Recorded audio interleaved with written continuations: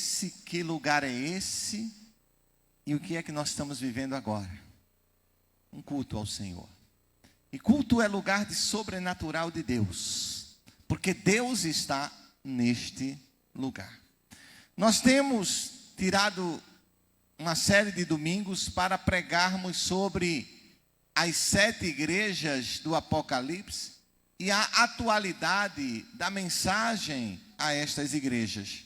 E hoje nós vamos nos deter no texto de Apocalipse capítulo 2 e vamos ver do verso 8 ao verso 11 ou 12. Apocalipse não é um livro para nós temermos, mas Apocalipse é um livro para nos trazer esperança. O livro do Apocalipse indica que a história não está à deriva. O livro do Apocalipse nos mostra que Deus está no controle da história e que essa história tem um planejamento. As coisas não acontecem sem o controle daquele que está assentado sobre um alto e sublime trono. Ele está no comando de todas as coisas. Os discípulos de Jesus Cristo haviam sido mortos por martírio, com exceção do apóstolo João, que já estava com a idade avançada, acima dos 80 anos, e é preso por Roma, e Roma o envia para uma ilha, e ali era uma ilha onde Roma colocava os seus prisioneiros políticos, e ali o apóstolo João é enviado àquela ilha, e Roma pensava que ali estava pondo um ponto final ao Evangelho de Jesus Cristo mais uma vez. Mas é naquela ilha que João tem a maior revelação dada por Jesus Cristo. Jesus Cristo revela a João o Apocalipse, as coisas que haveriam de acontecer. E João, aquele ancião, já no término da sua jornada, ele recebe esta missão dada por Deus. E Jesus Cristo se revela a ele e começa entregando a João a incumbência de mandar 7 cartas a 7 igrejas que estavam na Ásia. E nós chamamos de igrejas do Apocalipse, as 7 igrejas da Ásia. No domingo passado, nós falamos sobre a igreja de Éfeso. E a igreja de Éfeso era uma igreja que tinha amor, mas que na sua caminhada, na sua trajetória, essa igreja perdeu a sua capacidade de amar ao Senhor, de vibrar pelas obras do Senhor, de fazer a obra do Senhor com alegria. Nós falamos no domingo passado.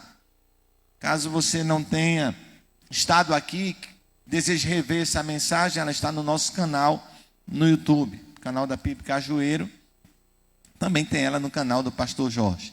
Hoje nós vamos falar sobre a igreja de Esmirna. É a segunda igreja a que Jesus manda o apóstolo João escrever. E ele diz assim: e ao anjo da igreja que está em Esmirna escreve.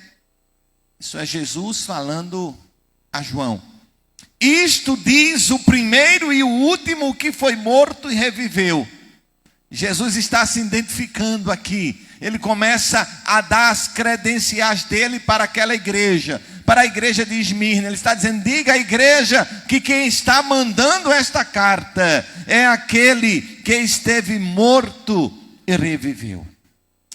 Eu sei as tuas obras, e tribulação, e pobreza, mas tu és rico, e a blasfêmia dos que se dizem judeus e não o são, mas são a sinagoga de Satanás. Nada temas das coisas que hás de padecer. Eis que o diabo lançará alguns de vós na prisão, para que sejais tentados, e tereis uma tribulação de 10 dias. Ser fiel até a morte, e dar-te-ei a coroa da vida.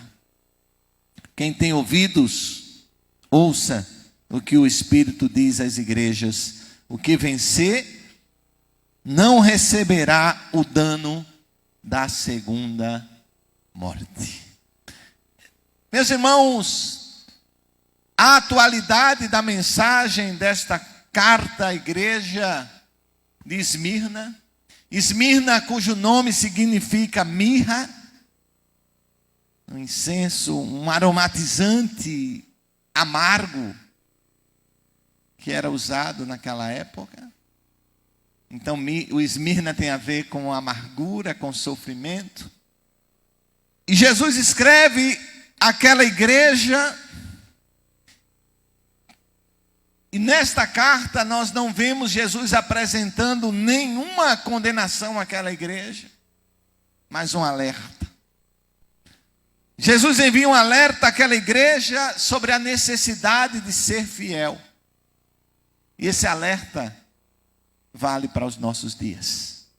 Existe um alerta para os nossos dias sobre a necessidade de sermos fiéis a Jesus Cristo e a sua palavra.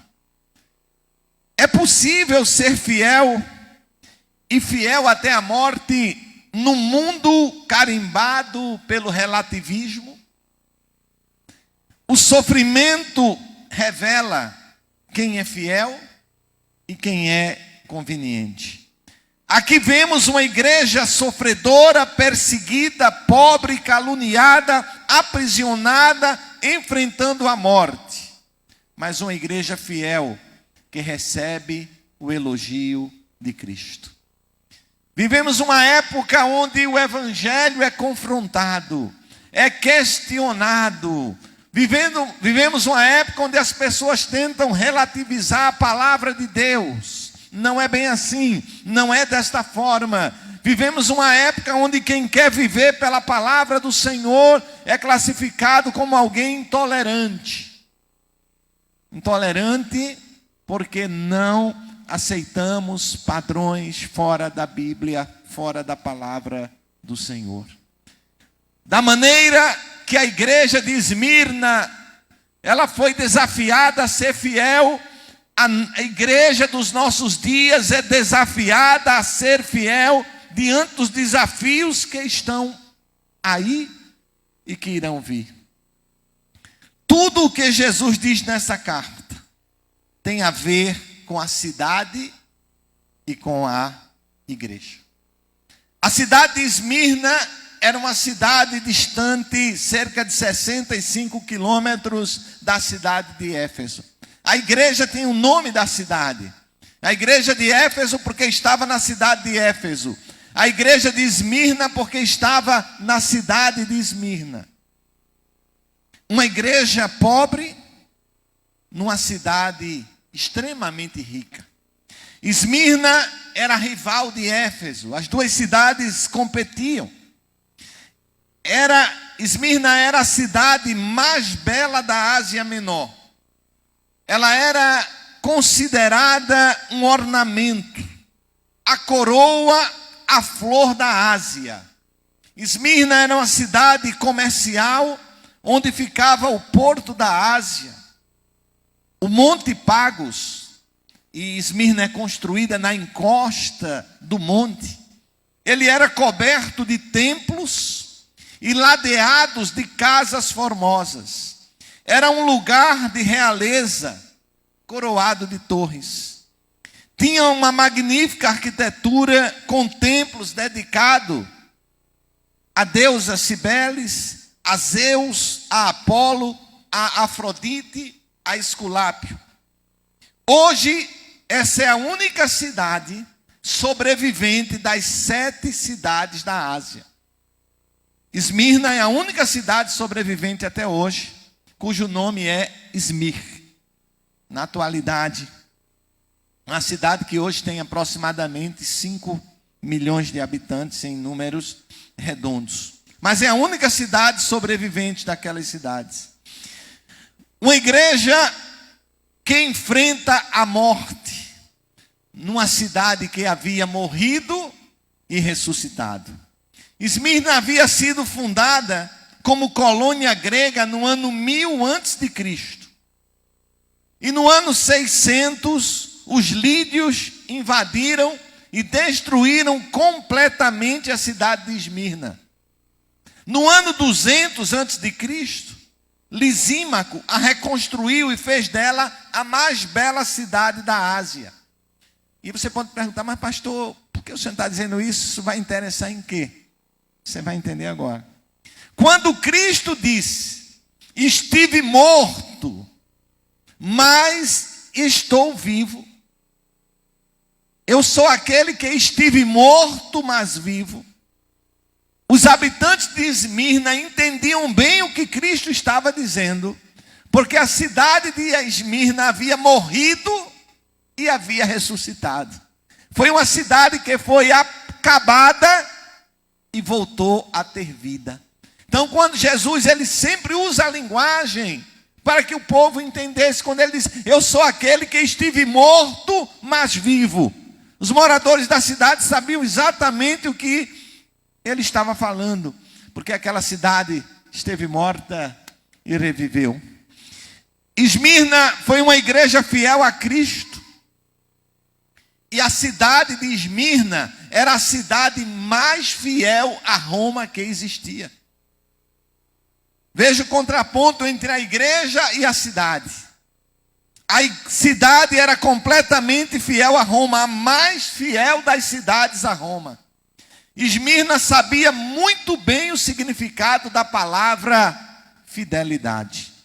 De todas as cidades, havia sido a mais fiel.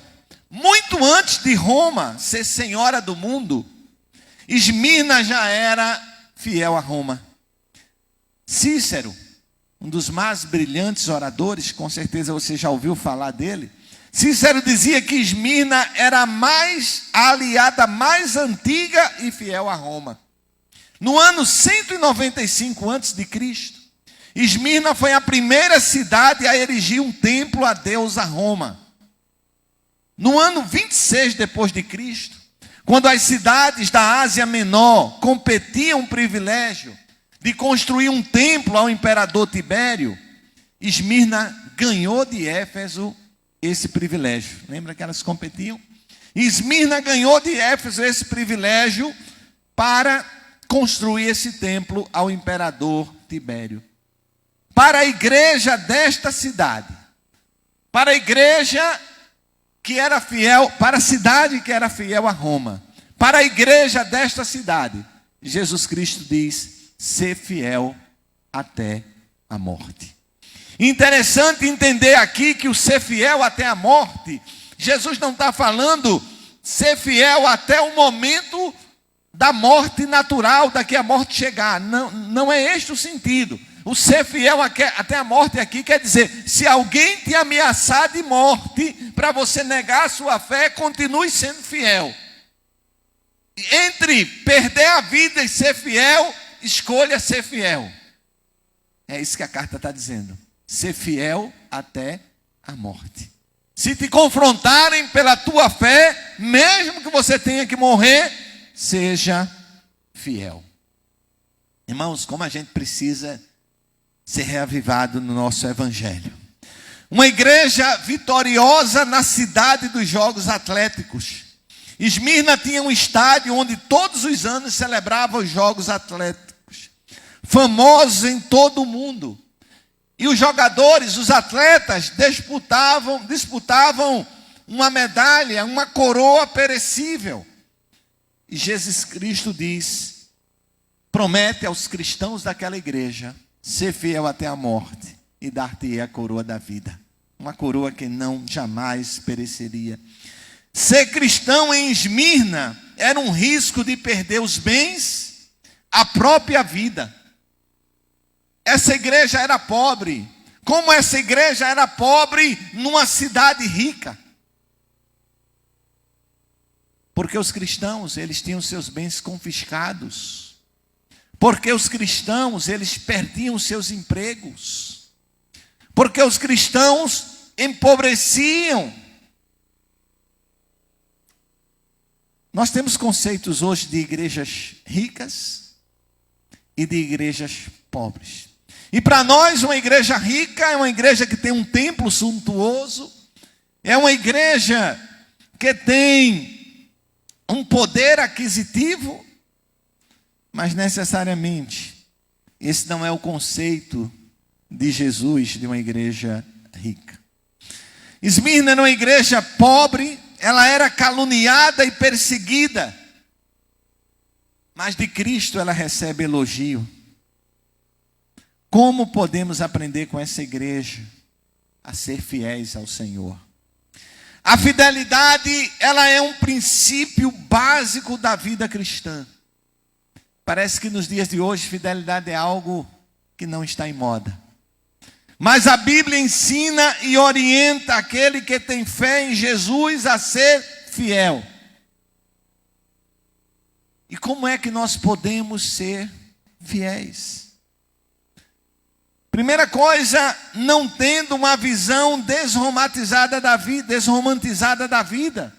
Verso 8 e verso 9. E ao anjo da igreja de Esmirna escreve: essas coisas diz o primeiro e o último, o que estava morto e está vivo. Eu conheço as tuas obras, e a tribulação e a pobreza, e conheço a blasfêmia dos que são judeus e não são, mas são na sinagoga de Satanás. Há pessoas que acham que no momento que se converte, que entra na igreja, acabou o problema. Se alguém está ensinando isso a você, não é da Bíblia. Não significa que quando você é crente, que aceita Jesus, acabou os problemas. Aceite Jesus e teus problemas acabaram. Isso não é verdade. Como também não é verdade o outro extremo, que diz: aceite Jesus e agora você vai ter problema. E eu escuto algumas pessoas que eu digo: meu Deus, se eu não fosse crente eu não aceitava não, porque tem gente que faz muito terror. Olha, pessoa que está animada para se batizar, desce as águas do batismo, está bem alegre, aí escuta uma palavra do lado de fora, lá na porta: você se batizou, não foi? Prepare, porque agora vem tempestade. Ô, gente, é melhor não se batizar, né? É melhor para enfrentar. Mas não é assim. Mas também não é o outro lado. Não é o romantismo. Precisamos desromantizar isso. Vida cristã é luta. Vida cristã, a gente enfrenta tempestade, a gente enfrenta tribulação, a gente enfrenta provação. O que a garantia que nós temos é que a presença de Cristo, ela está conosco. E Esmirna, ela estava atravessando um momento de prova. E o futuro imediato era ainda mais sombrio. Há 4 coisas nessa carta que precisamos destacar para desromantizar a visão. Primeiro é a tribulação. A ideia de tribulação é um aperto, um sufoco, um esmagamento. A igreja estava sendo espremida debaixo de um rolo compressor. A pressão dos acontecimentos pesava sobre a igreja e a força das circunstâncias procurava forçar a igreja a abandonar a sua fé. Irmãos, hoje à tarde eu fui pesquisar sobre a igreja perseguida, preparando um sermão, e eu disse: deixa eu ver como é que está essa questão da igreja perseguida. Irmãos, eu fiquei estarrecido. 340 milhões de cristãos são perseguidos nos dias atuais. São perseguidos pela sua fé. Mais de 5 mil cristãos tiveram as suas vidas martirizadas no último ano pela sua fé cristã. Existem 50 países no mundo hoje que perseguem cristãos. Durante a pandemia, sabe, pastor Fernando, que eu não gostava de falar essa palavra, né? Mas durante esse período que nós passamos agora, vocês sabem o que acontecia com os cristãos desses países? Para eles não chegava medicamento, para eles não chega alimento. Os governos aproveitaram e deixaram os cristãos de lado Então foi um período de muito sofrimento. Aproveito para pedir a você que interceda. Mas deixa eu dizer uma coisa interessante. Quando eu li isso, eu dobrei meus joelhos e fui orar pelos cristãos perseguidos. E sabe o que foi que eu senti no meu coração? Foi dizendo, se aqueles cristãos perseguidos soubessem que eu estou orando por eles, eles diriam, nós é que precisamos orar por vocês. Somos nós que precisamos orar por vocês do Ocidente. Somos nós que precisamos orar por vocês, cristãos, que têm a liberdade de pregar, de viver o Evangelho e não vivem. Nós estamos honrando a fé. Nós estamos sofrendo por amor de Cristo. E eu tenho certeza que há alegria naqueles irmãos. Nós olhamos para eles e dizemos, meu Deus, vamos orar pelos irmãos da igreja perseguida. E eu vejo os irmãos da igreja perseguida dizendo, vamos orar pelos irmãos que não estão sendo perseguidos. Porque onde a igreja é mais perseguida, é onde a igreja mais cresce. Porque não há cristão por conveniência, mas há cristão por convicção. A igreja de Esmirna estava sendo atacada e morta.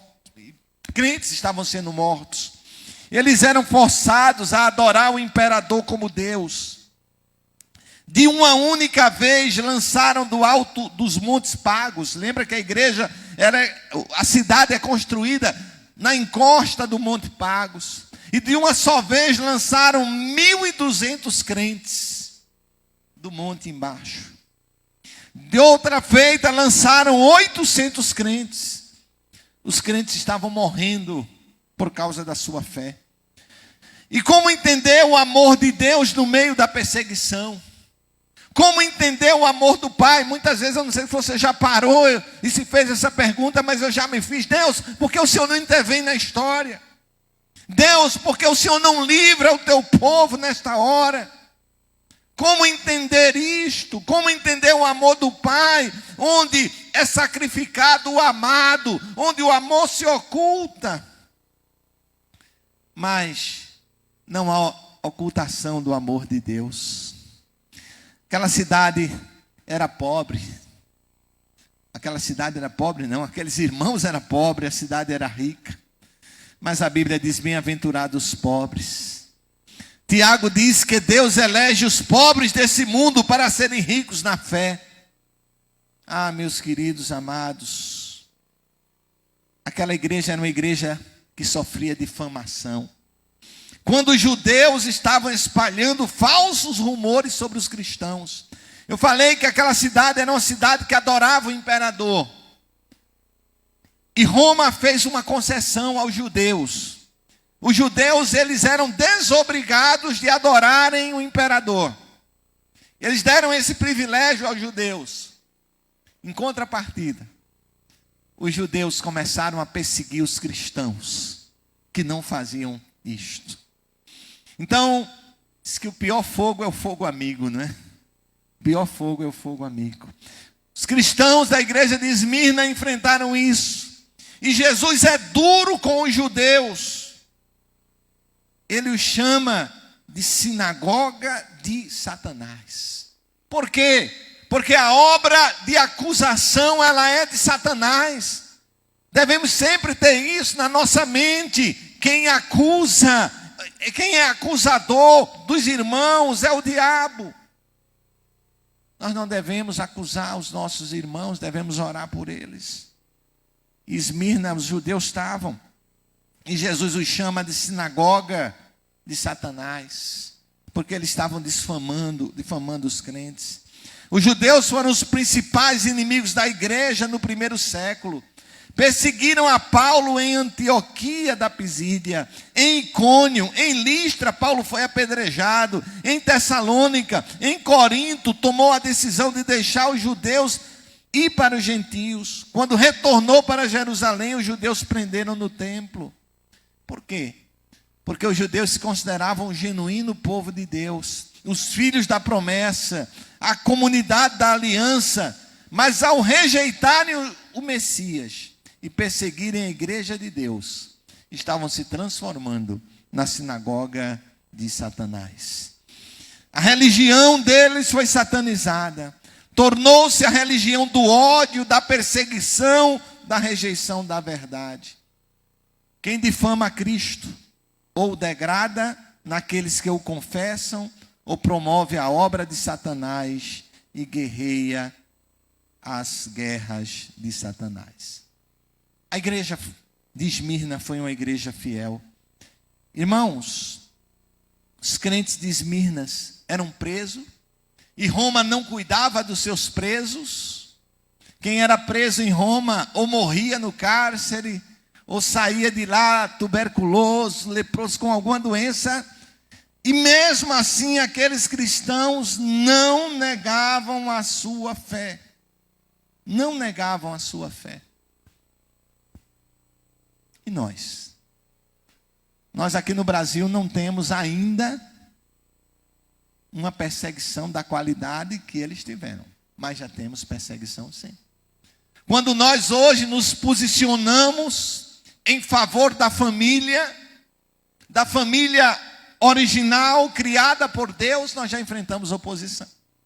Nós já enfrentamos ameaça de prisão. Irmãos, eu não sei se isso é só o começo. Eu não sei aonde nós chegaremos. A palavra não anuncia tranquilidade até a volta de Jesus. Mas a palavra anuncia enfrentamento, luta, sofrimento. Não é fácil não, irmãos. Temos que tirar a visão romantizada de ser cristão. E temos que estar preparados para sofrer por Cristo, para sermos fiéis a Cristo. E esta igreja, ela enfrenta uma grande perseguição, mas ela é fiel, ela não nega a Cristo. Ela era pobre, mas era fiel. Nós podemos ser ricos para com Deus, ricos na fé, ricos em boas obras.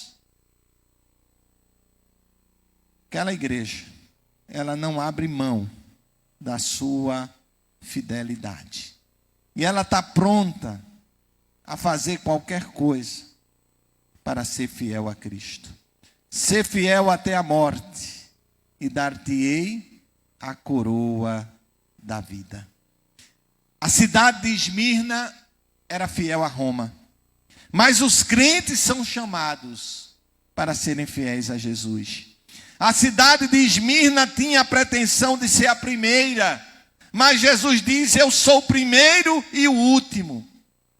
Somos chamados a sermos fiéis até as últimas consequências, mesmo num contexto de hostilidade e perseguição. O bispo da igreja de Esmirna, Policarpo, discípulo de João, ele foi martirizado no dia 25 de fevereiro de 155 depois de Cristo. Ele foi apanhado, arrastado para a arena, tentaram intimidá-lo, e ele aqui já tinha 86 anos, tentaram intimidá-lo com as feras, ameaçaram Policarpo com o fogo, disseram a ele: nega Jesus, você já é um ancião, basta negar e a gente liberta você, nós não queremos levar você. E Policarpo, já um ancião de 86 anos, olha para o procônsul, olho no olho, e diz: vocês me ameaçam com um fogo que pode queimar apenas alguns instantes. Eu oro por vocês, porque há um fogo do juízo de Deus sobre vocês. E aqueles carrascos tentaram forçar Policarpo a blasfemar contra Cristo. Ao que Policarpo disse: eu sirvo a Cristo há 86 anos, e Ele sempre me fez bem. Como posso blasfemar contra o meu Salvador, o Senhor que me salvou? E os inimigos furiosos queimaram ao vivo enquanto ele orava e agradecia a Deus o privilégio de morrer como Marte. Quantas vezes diante de um sofrimento a gente diz: Deus se esqueceu de mim. Parece que a gente não pode sofrer nada nesses dias. Parece que a gente não pode ter uma dor. Se a gente sentir uma dor, Deus, por que eu estou sentindo essa dor? Irmãos, nós fomos chamados para viver a fé. E às vezes você vai passar por tribulações, por lutas. Mas se a sua fé for genuína em Cristo, você vai passar. Hoje Jesus espera a fidelidade do seu povo, no seu testemunho, na família, nos negócios, na fé. Não venda o seu Senhor por dinheiro como Judas. Não troque o seu Senhor por um prato de lentilhas como Esaú. Não venda a sua consciência por uma capa babilônica como Acã. Seja fiel a Jesus. Ainda que isso custe o seu namoro. Ainda que isso custe o seu emprego. Recentemente a gente teve um jovem que foi chamado para uma atividade esportiva num determinado país. Mas para participar daquela atividade esportiva, ele tinha que se sujeitar a uma série de coisas desonestas. E aquele jovem, mesmo tendo uma necessidade financeira muito grande, aquele jovem disse: a minha fé não me permite compactuar com isso. E aquele que seria um sonho daquele jovem está em um outro país exercendo uma atividade futebolística. Para alguns ele perdeu o sonho. Mas ele disse: eu tenho paz, porque a minha fé não me permitia fazer isso. Não me permitia fazer isso. O servo não é maior que o seu senhor. O mundo perseguiu a Jesus, também nos perseguirá. A Bíblia diz que aquele que quiser viver piedosamente em Cristo será perseguido. O apóstolo Paulo, falando aos Filipenses, diz: a vós vos é dado o privilégio, não apenas de crer em Cristo, mas de sofrer por Ele. Pela manhã eu falei sobre Dietrich Bonhoeffer, um pastor luterano que é preso pela sua fé. E ele foi executado em 9 de abril de 1945. E ele escreveu que o sofrimento é o sinal do verdadeiro cristão. Enquanto estamos aqui, muitos irmãos nossos estão perdendo a sua vida por amor a Cristo. Perdendo a sua vida, perdendo os seus bens, sendo expulsos das suas casas. Mas Jesus encerra esta carta dizendo que o vencedor não sofrerá o dano da segunda morte. Jesus não está prometendo livramento de morte nesta terra, mas ele está dizendo que os homens que te fizerem mal nesta terra, mas eles não podem impedir você de receber a vida eterna. Fica de pé em nome de Jesus. Queria chamar o ministério de louvor.